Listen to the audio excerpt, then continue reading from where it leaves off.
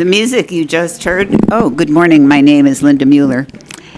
The music you just heard is your invitation to settle in and prepare for our worship service.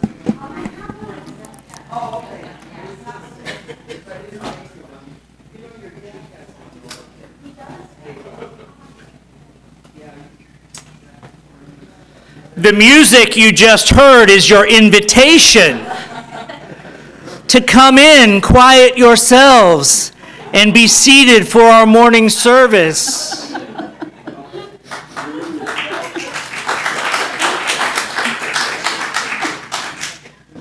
Thank you, Eric.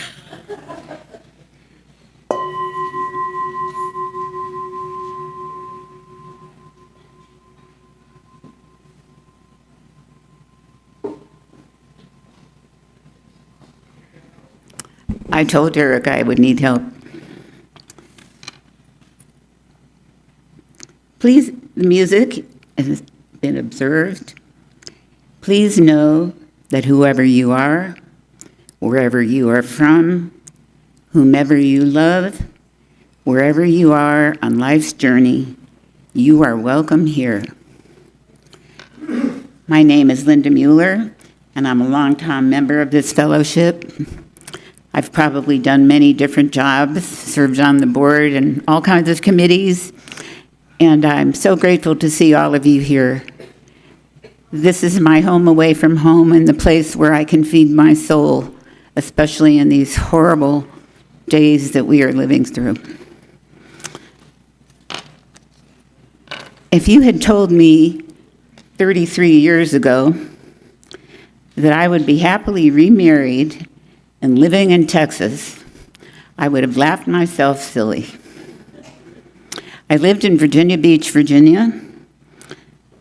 I had a feisty West Highland Terrier whose picture is on the back table that I picked up at a pound, and I moved into a townhouse, left a family home, it was just a whole different life. And my dog, Mr. Brewster is his name, escaped. Terriers, I learned the hard way, are a feisty bunch, and he just ran off. So as I was running down the street trying to find him, a man stepped out of his house and grabbed the leash and got him for me. And, long story short, that man was a friend of Hans Mueller. At one time, Hans actually had worked in Virginia. The internet was brand new, and we have been married happily for 28 years. So it's quite a marvelous story that I'm even here. I have to pinch myself.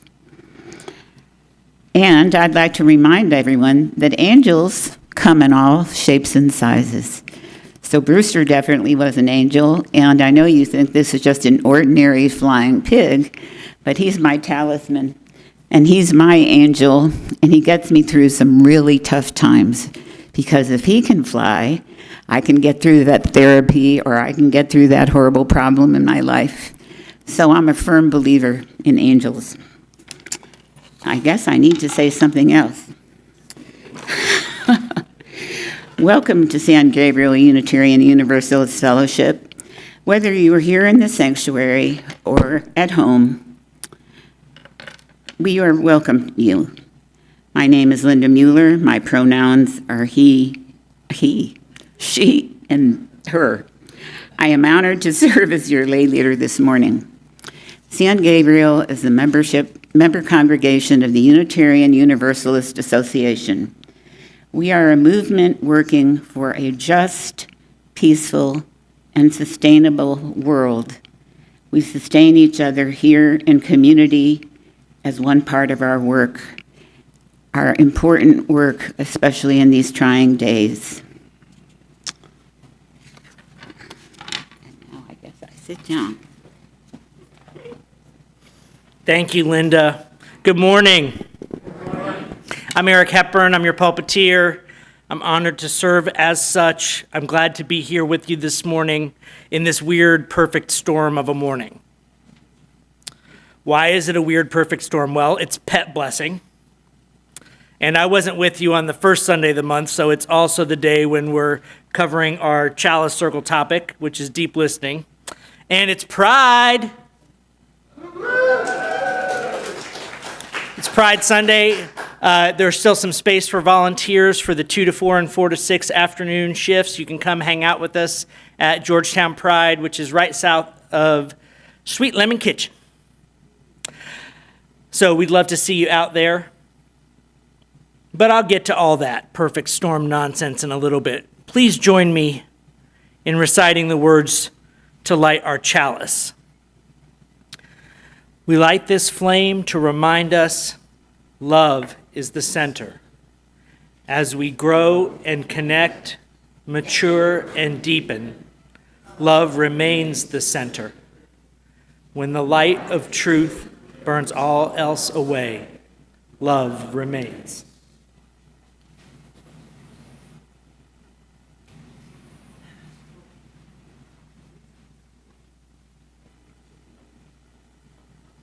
Let us greet this day in song. Our opening hymn is Enter, Rejoice, and Come In, number 361 in the gray hymnal. And we're ambitious this morning. We're singing all 5 verses.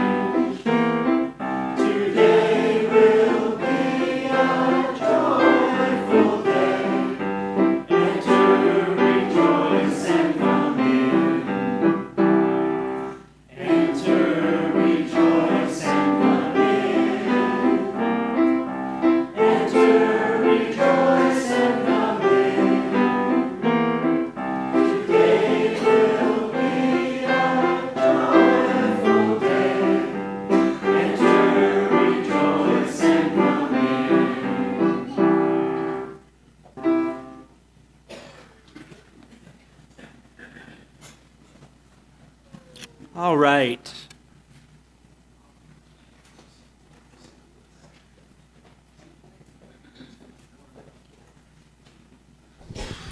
We'll be taking the next step in the animal companion blessing part of our morning as part of our joys and sorrows practices. I've preached many times before that love is a coin with 2 sides, joy and sorrow. And loving an animal like loving a person, that complete journey involves both of those things quite deeply. So we're not going to separate out the joy and the sorrow this morning. We're just going to invite you. If you brought on your heart this morning an animal companion, whether or not you brought a picture, you can stand up and share a few lines in joy and in sorrow about what that has meant to you in your life. And don't feel shy if you've got the more garden variety, joy and sorrow. We want to hear about that too.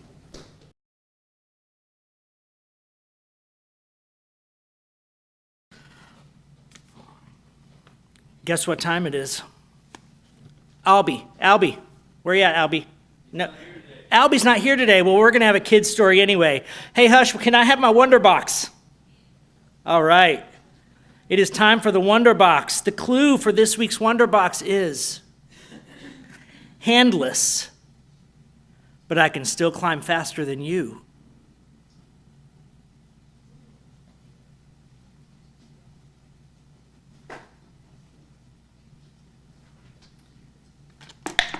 Handless, but I can still climb faster than you.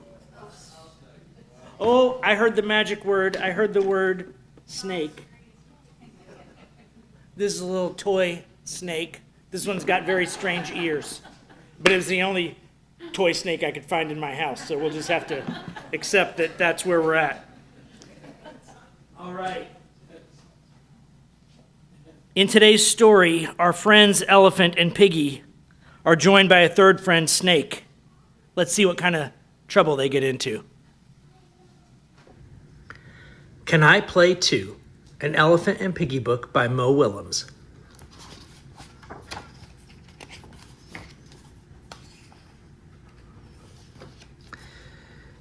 Piggy, let's play catch.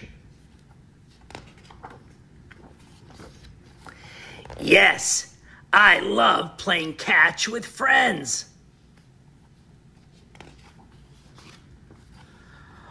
I will throw. I will catch. Excuse me, can I play too?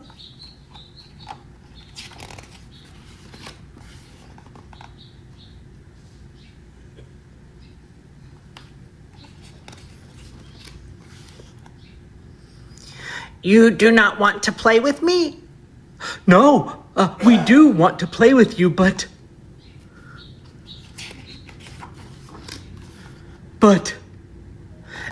we are playing catch. With our arms. So? You do not have arms. I do not have arms. Ah!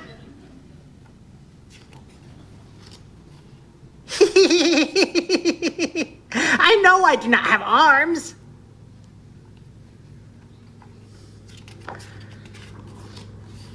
I am a snake. You are a funny snake.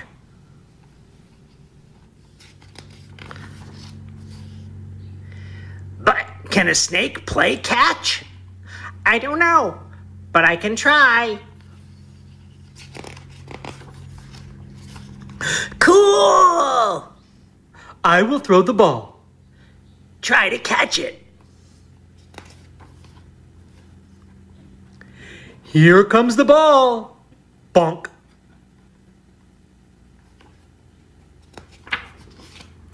Sorry. It is okay. Let's try again. Okay, I will try again. Bonk.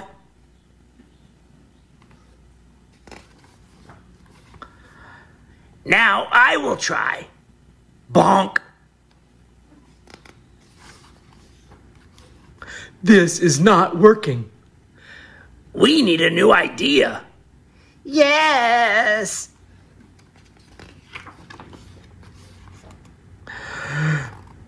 Maybe we need more balls. More balls! More balls! Oh boy. Bonk, bonk, bonk, bonk, bonk, bonk, bonk, bonk, bonk, bonk, bonk, bonk, bonk, bonk, bonk, bonk, bonk.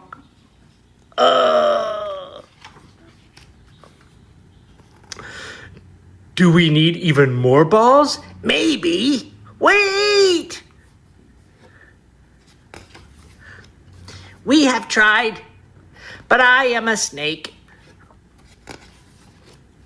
A snake who cannot play catch. No.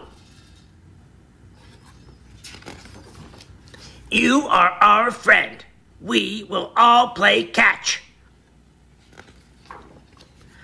Ow! She has an idea. Whee! I love playing catch with my friends.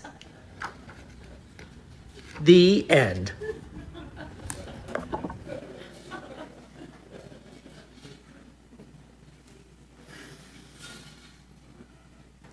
All right, all children and youth wishing to go to their groups are welcome to exit. Everyone else, will you join me in singing them out?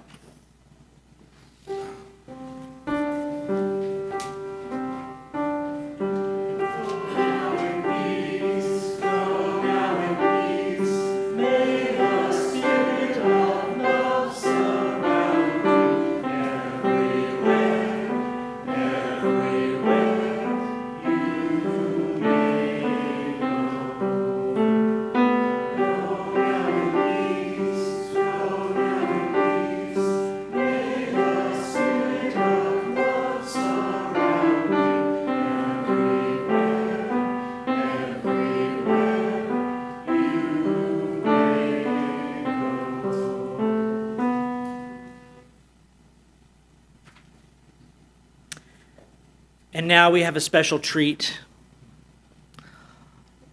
Lara Vi, Mel Moss, and the recently reconstituted San Gabriel Choir performing A Place in the Choir by Bill Staines.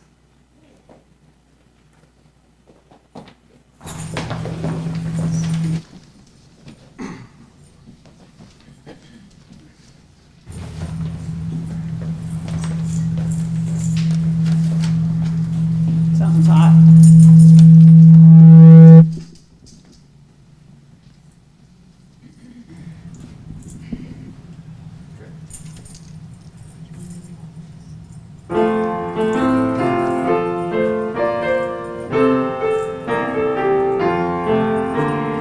All God's creatures got a place in the choir. Some sing low, some sing higher, some sing out loud on the telephone wire. Some just clap their hands or balls or anything they got now. Listen to the bass, it's the one at the bottom where the bullfrog croaks and the hippopotamus moans and groans with a bit to do. The old cow just goes moo. Dogs and cats, they make up the middle where the honeybee hums and the crickets fiddle, the donkey brays and the pony neighs and the old coyote howls. All God's critters got a place in the choir. Some sing low, some sing higher, some sing out loud on the telephone wire. And some just clap their hands or paws or anything they got now. Listen to the top where the little bird sings all the melodies with their high notes ringing out. Hoot owl hollers over everything. The jaybird disagrees. Singing in the nighttime, singing in the day. The little duck quacks and is on his way. The possum ain't got much to say. The porcupine talks to himself. All God's critters got a place in the choir. Some sing low, some sing higher, some sing out loud on the telephone wire. Some just clap their hands or paws or anything they got now. All God's critters got a place in the choir. Some sing low, some sing higher, some sing out loud on the telephone wire. And some just clap their hands or paws or anything they got now.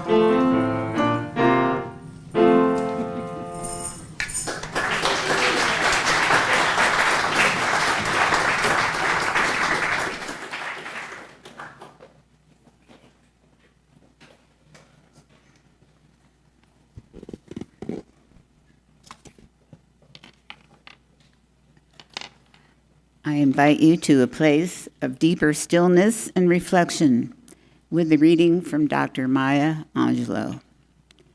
Now, if you listen closely, I'll tell you what I know. Storm clouds are gathering. The wind is gonna blow. The human race is suffering, and I can hear the moan, 'cause nobody, but nobody, can make it out alone.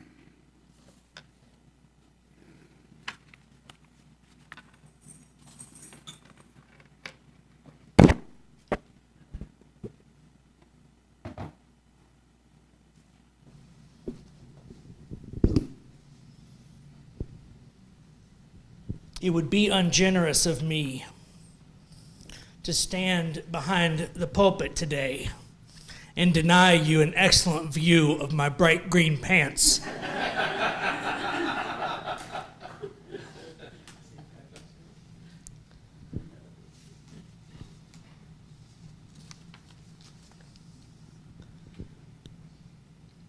Because nobody but nobody can make it out of here alone. The words of Dr. Maya Angelou. I promised you a little bit more about this perfect storm. Now, perfect storms, not unlike the hurricanes we've seen down south over the last few weeks, they are incidents, but they're incidents that can't happen without bigger shifts in the overall containing environment, right? They are resonating with larger changes that are happening. So they are discrete instances, but they are not by, of, and for themselves. They are deeply interconnected, right? Which is why we're not just talking about hurricane relief, we're asking questions about how much climate change is or isn't implicated in each event. We're asking questions about how much changes in our own behavior might or might not begin to tip the scales. So we've got that happening in our atmosphere. There's another thing happening in our atmosphere. I think you all can feel it. The anxiety level keeps ratcheting up week after week, and you know it ain't gonna get better for a month. And at the end of that month, it might not get better. I had an interesting insight moment when I was away from y'all for 2 weeks, and I was up in Chicago at seminary, meeting with some other students in the Doctor of Ministry program.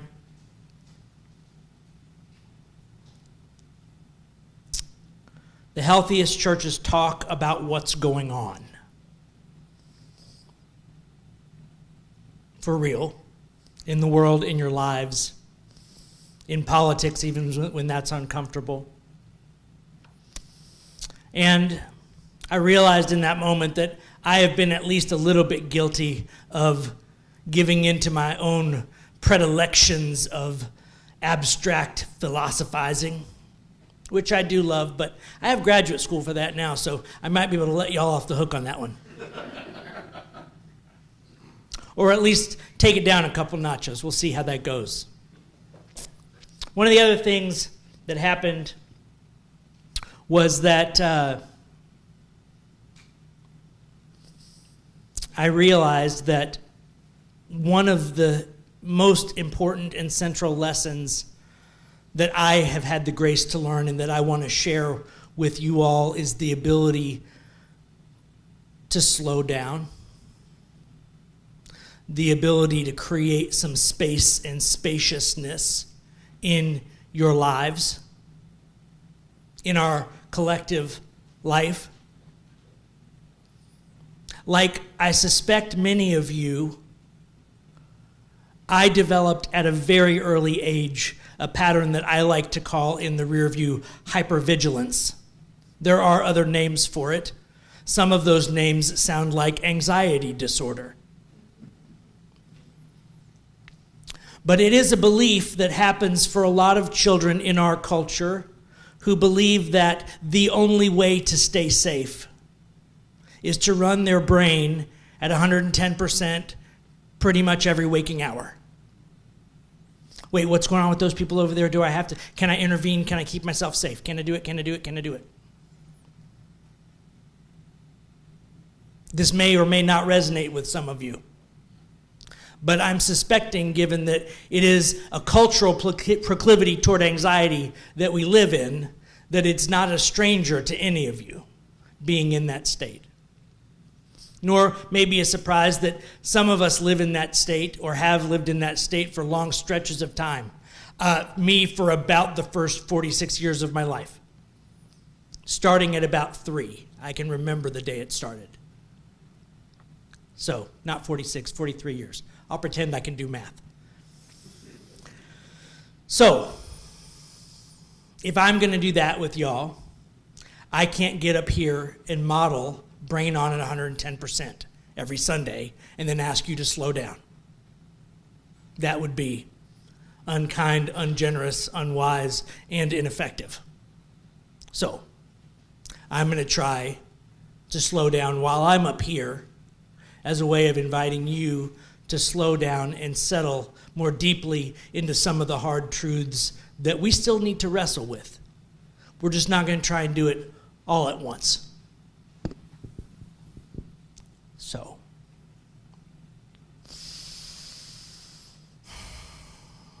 we're talking about this air of anxiety that's out there in the world.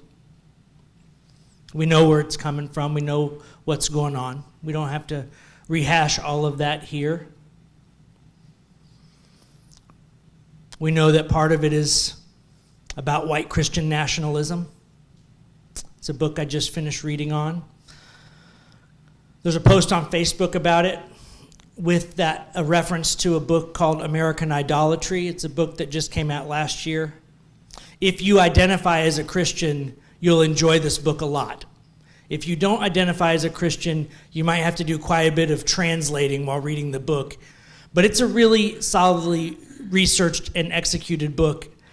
And I'm asking you to join me in promoting this book to the people in your life who identify as Christian.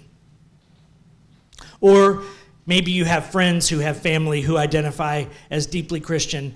I'm really strongly recommending this book. Now, it's written from a deeply Christian perspective that I no longer personally share.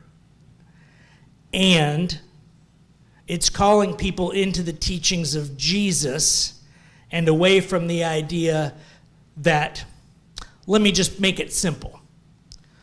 There's one version of this where God is on America's side.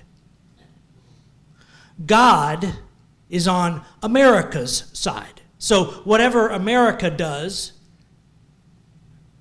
it has to have been blessed because God's on our side. But you see that that's an escape hatch from doing the work. The work is not to claim God's on your side. The work is to try and figure out how to get what you do to be on God's side, if we want to use that language. Or if we'd like to use some more you-friendly language, on the side of life, on the side of Gaia, on the side of healing, in line with cosmological, universal, grand unified theory, if you prefer to think of it in very intellectualized terms. But the truth is, there are rules out there. We're learning them, and we're trying to figure out how to align what we do with those laws that we can't break and bend to create a flourishing environment for life. For our lives, as was made clear by our friends this morning, for the lives of our animal companions and our plant companions and the fungi that make the trees and the forests and the birds and the bees and the creepy crawlies.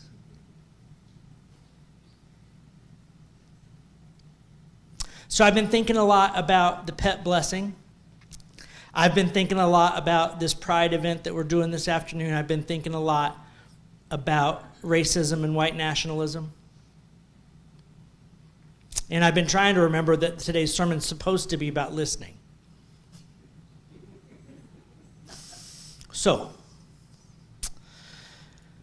I think there is a center to that Venn diagram. Let me see if I can help us tease it out a little bit.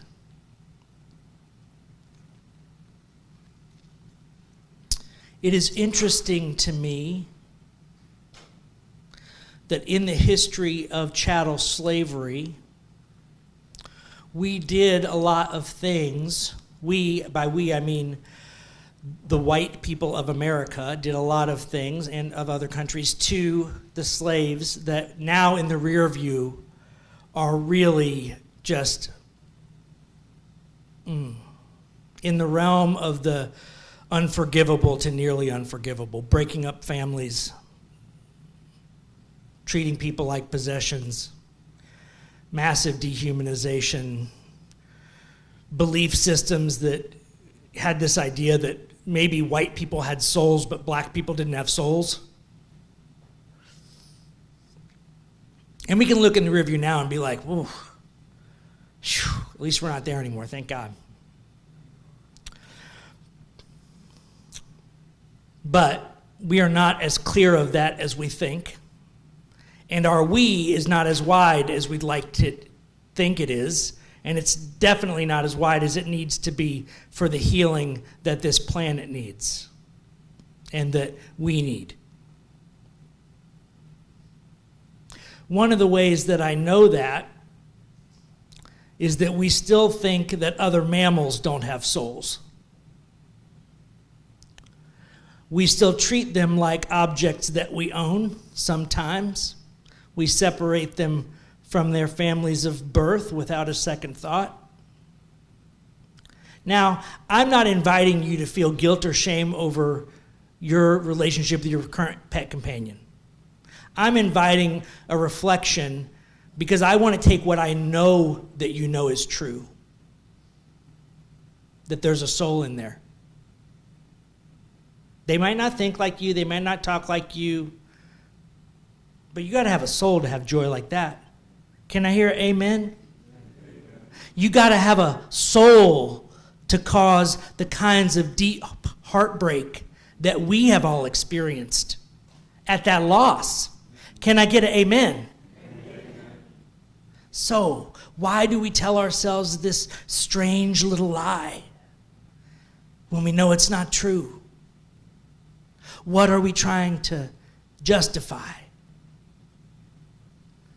I would argue that we're trying to justify a little bit of unfeeling callousness, a little bit more of that superiority thing that we've been struggling with.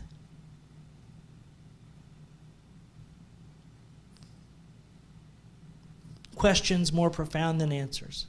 I'm not offering you answers today, but I think that this is a question on Animal Companion Day that's worth sitting with.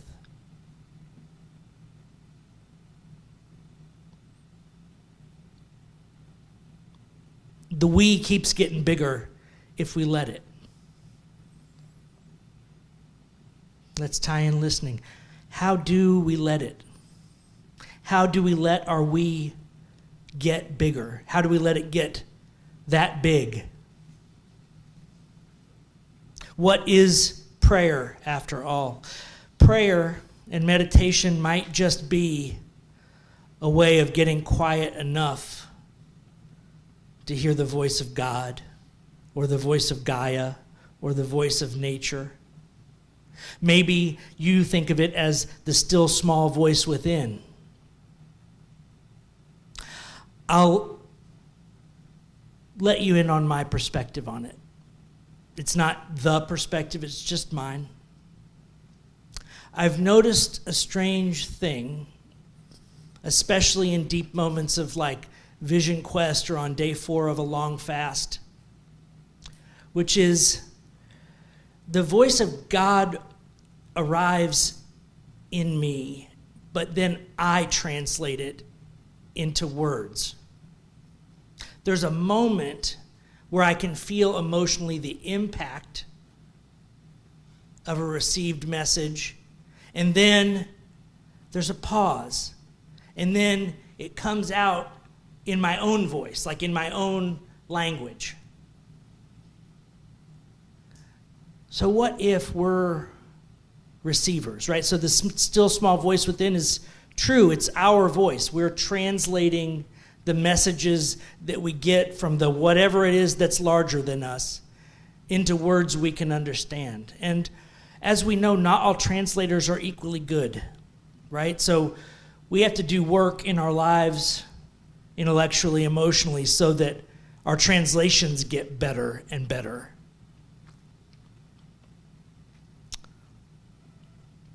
So there are some methods that we know of. Some of us are more or less diligent at their practice. But there are some methods where we can get quiet enough to hear those deep murmurings.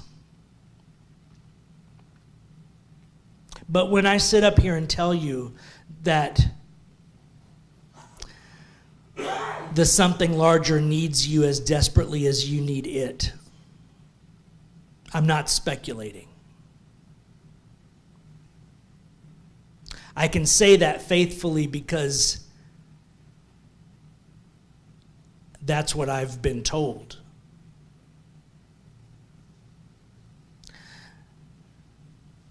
It comes through in every channel. If you're tuned into the science channel, you know that your travel and flight and consumption patterns are implicated in the global warming thing. So if you're tuned into the science channel, you are getting the same message that I get when I'm out on spiritual retreat, which is you are needed in this moment. Will you answer the call?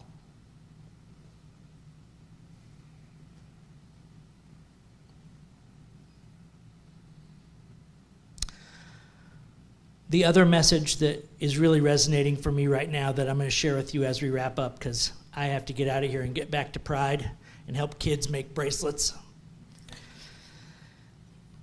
It goes a little something like this. You've heard me say before that we can't just heal us just in this little room. It's not going to be enough.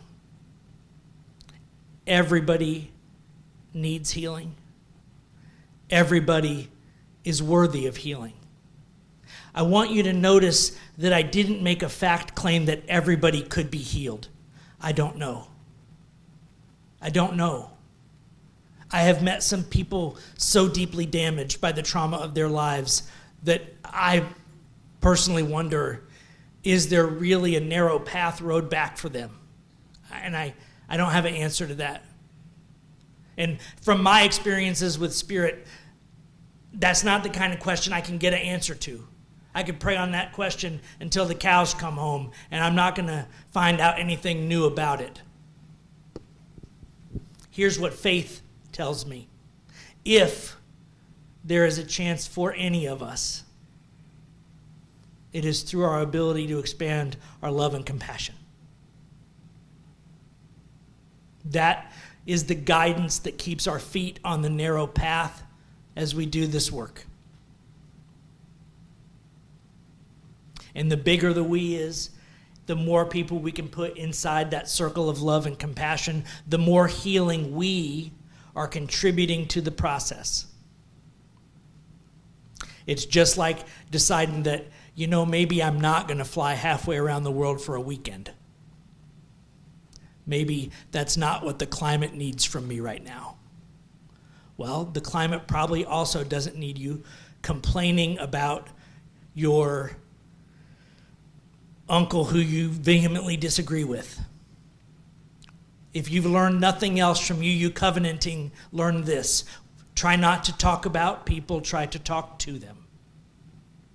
This is the other moment where listening matters greatly.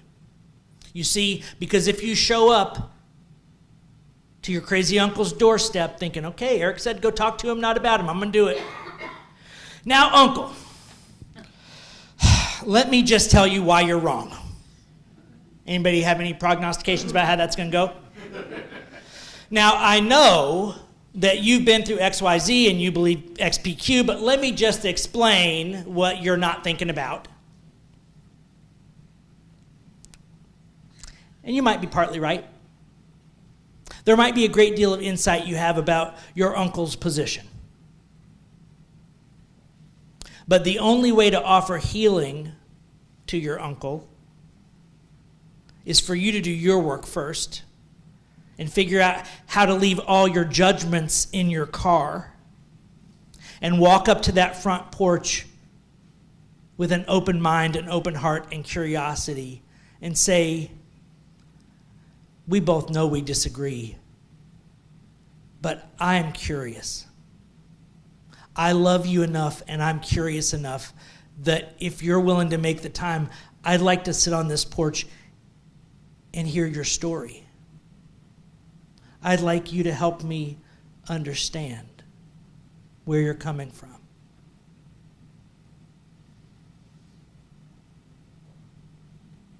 That probably doesn't sound pleasant. You probably know that there's a tirade or two that's going to try and push every button you own headed your way. What if it's not about you? What if they've never, ever, ever been able to be in a room with someone who loved them enough and was willing to show up enough that they could push all the buttons and still be loved? What if that is the core of the fear that drives the anger and the hatred and the resentment and the more fear and the anger and the hatred and the resentment? That lingering belief that all of us suffer from, that we're just not enough. Because you can show up and help them heal that. And that might be a first step.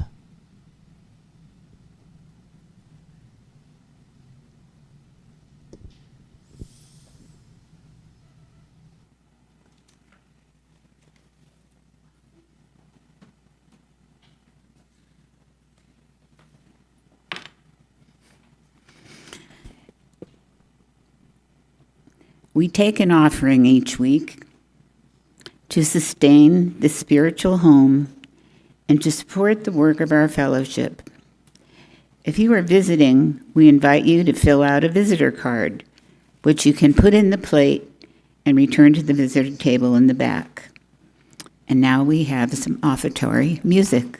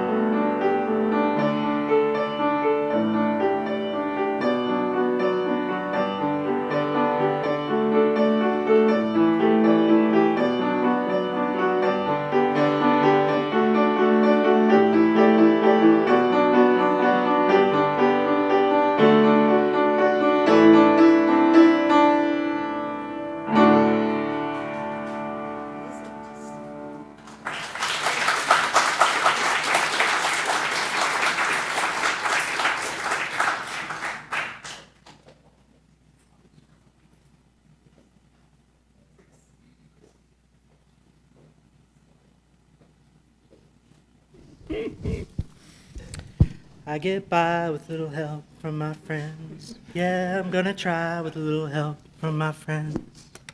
Oh. Sometimes we're called to add our voice to the chorus.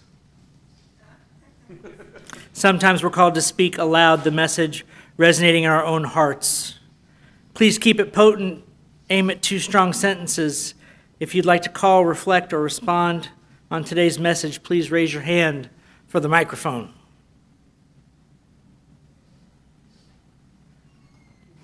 All right, no takers at the auction today. Oh, go, Laura.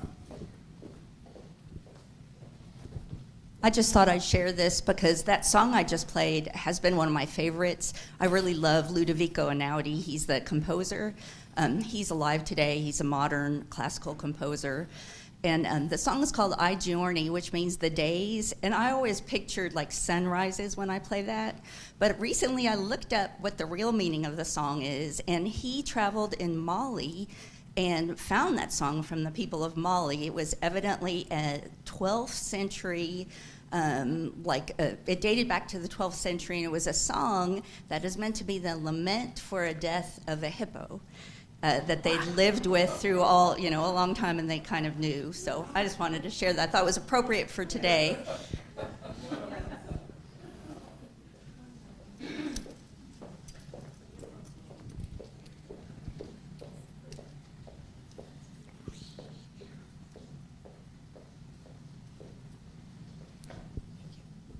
I'm Clara Dugan. I'm a nurse, as some of you know, and I'm in the middle of helping a gentleman who has cancer, and his son and his son's girlfriend, who both have mental health issues, are living in this little apartment with him. He now sleeps in a recliner in the living room and blares the television all day long. And that's not working very well for the son and the girlfriend. So it's really great to hear you say, listen, because it's an untenable situation to be in a living situation with noise pollution all day long. So I've been thinking a lot about how to try to help him. I've tried, you're never going to sleep in that bed again. Because you have such bad emphysema and you need your head up. Why don't we get rid of the bed and put your recliner in your love seat recliner in the bedroom? And I've tried all kinds of things, but I'm going to try again with lots of listening from both of them, because I think the son's girlfriend is not being honest about, what's reasonable in her life, trying to be kind, and so that definitely touched me, and it's right in my world right now.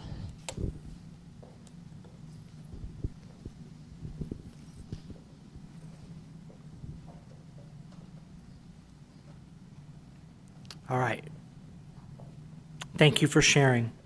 If you are called to share an announcement with your siblings, now is the time. I've got 2 quick ones. A reminder that we have a joining ceremony next week. Whether you're here in person, online, or catch us on the replay, if you are ready to join, please reach out to our membership team, Pat and Pam, and let them know that you would like to be in the ceremony next week. We're going to be putting that together. The other one is if you happen to need to be at the church over the next 2 days, do not park street side. Park in the lot, because they will be resurfacing these 2 streets on Monday and Tuesday of next week. Any other announcements that folks need to make? We'll be a little late because we want to give time after the joining ceremony, but October 20th, we are doing another Sunday services team meeting here up front. And it's been in the messenger, but I just want to make sure people are aware. This Tuesday, October 15th, 7 o'clock, will be a showing of The Neutral Ground. It is a documentary that tells the story of removing Confederate monuments in the city of New Orleans, and it's much more than that. I think it's directly relevant to our situation here. It's being sponsored by the Move the Monument group that's been working on the issue here locally. But 7 o'clock on Tuesday at the Hewlett Room, Georgetown Public Library, there'll be a discussion afterwards by a number of Southwestern faculty, and I think it's going to be a really interesting night and conversation, so invite you all to come out to that Tuesday night.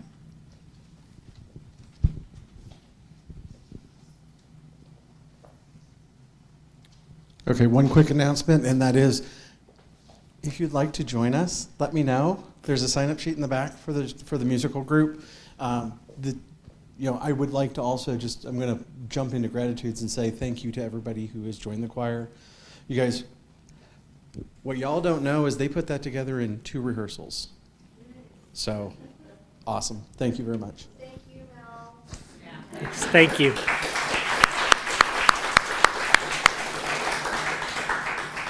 Well, Mel started it, so if you have any gratitude, now is the time. I have a gratitude. Christina is not here today, but the last time I was in the pulpit 3 weeks ago, she came up to me afterwards and she grabbed me by the face and said, "It's too much, it's too much, it's too much." And even though at the time it was incredibly awkward,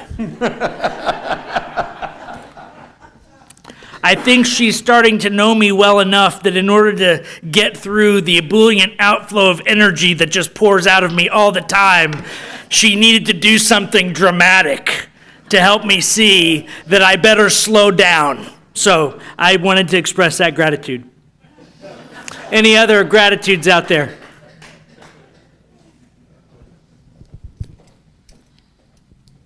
I gotta make sure you guys are sick of hearing from me.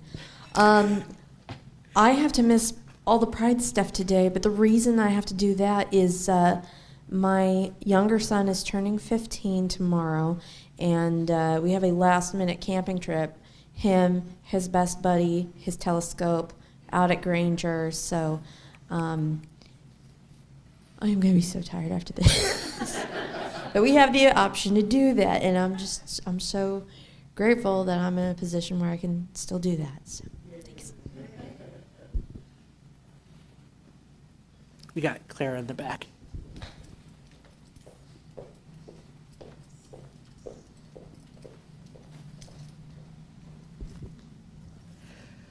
I have been gone all summer up in Wisconsin. It's been glorious.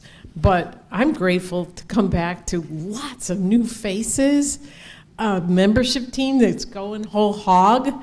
It's really fun. And Eric, always a pleasure to hear your sermons.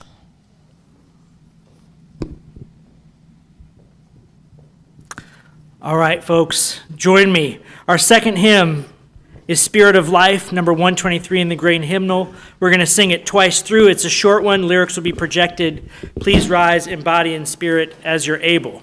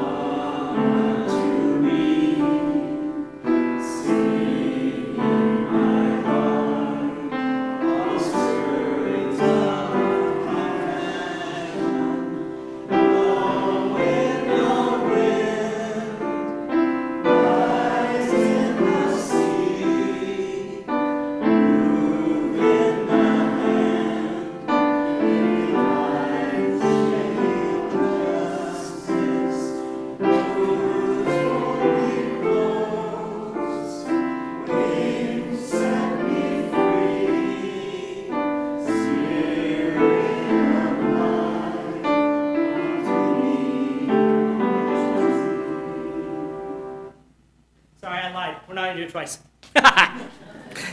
But once was enough. I felt it. All right, Linda's going to affirm us to the next stage.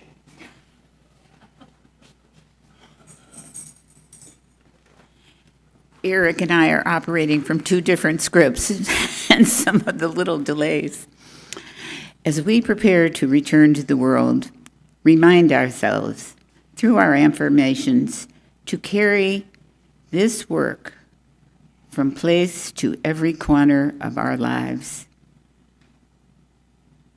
And that holds us all through for the week ahead. Please join me as we repeat the affirmation. I assume it's posted, and I'll get out of the way. The doctrine of this church is love. We are here to love. The quest of truth is its sacrament. We are here to learn. Service is its prayer. We are here to care for others. To dwell together in peace. We are here to live in peace. To seek knowledge in freedom. We are here to honor our differences. To serve humanity in fellowship. We are all connected in spirit. To the end that all souls shall grow in harmony with the divine. We are here to grow.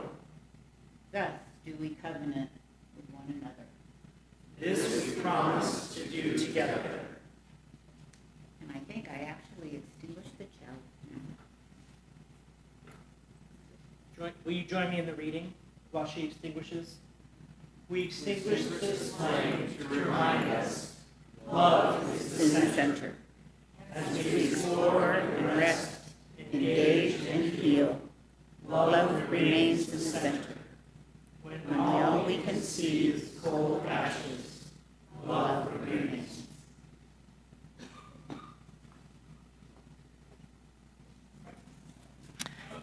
May you find in your journeys this week questions more profound than answers, play more proficient than mastery, vulnerability more powerful than invincibility, supplication more productive than control, and a peace that passeth all understanding.